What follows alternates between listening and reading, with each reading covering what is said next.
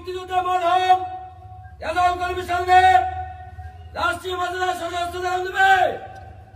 সশস্ত্র সালাম। খাগড়াছড়ির দিঘিনালায় রাষ্ট্রীয় মর্যাদায় দাফন করা হয়েছে বীর মুক্তিযোদ্ধা রেজাউল করিমকে।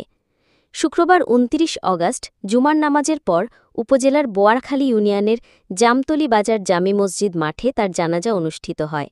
জানাজায় স্থানীয় জনপ্রতিনিধি, মুক্তিযোদ্ধা, প্রশাসনের কর্মকর্তা ও এলাকাবাসী অংশ নেন।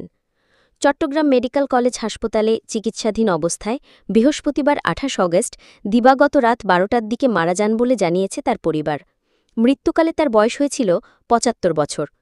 মরদেহ নিজ বাড়িতে পৌঁছালে বাদ জুমা দিঘিনালা উপজেলা প্রশাসনের পক্ষ থেকে তাকে ফুলেল শ্রদ্ধা জানানো হয়। এ সময় উপজেলা নির্বাহী কর্মকর্তা, ইউএনও ও এক্সিকিউটিভ ম্যাজিস্ট্রেট মোহাম্মদ ইনামুল হাসান তার মরদেহে পুষ্পার্ঘ্য অর্পণ করেন এবং পরে রাষ্ট্রীয় গার্ড অফ অনার প্রদান করা হয়। ইউএনও ইনামুল হাসান বলেন, বীর মুক্তিযোদ্ধা রেজাউল করিম জাতির সূর্য সন্তান। মুক্তিযুদ্ধে তার অবদান দিঘিনালাবাসী শ্রদ্ধার সঙ্গে স্মরণ করবে।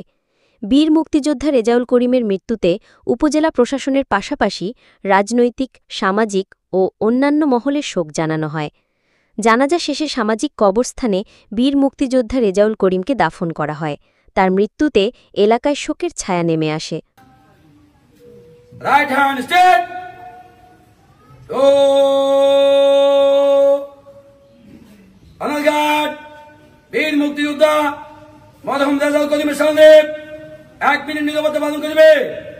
উপস্থিত জনতা আমাদের সাথে শরীক করবে।